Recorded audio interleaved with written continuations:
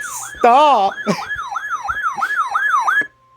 The National Weather Service in northern Indiana has issued a severe thunderstorm warning for north central White County, central Pulaski County, until 11:30 p.m. Eastern Standard Time. At 10:58 p.m. Eastern Standard Time, a severe thunderstorm was located over Monon, or near Hanging Grove, moving northeast at 70 miles per hour. Expected hazards include 60 miles per hour wind gusts. This is a radar-indicated threat.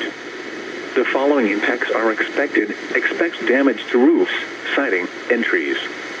Locations impacted include Winnipeg, Monon, Franceville, Pulaski, Ripley, Van Meter Park, and Lakeside in Pulaski County.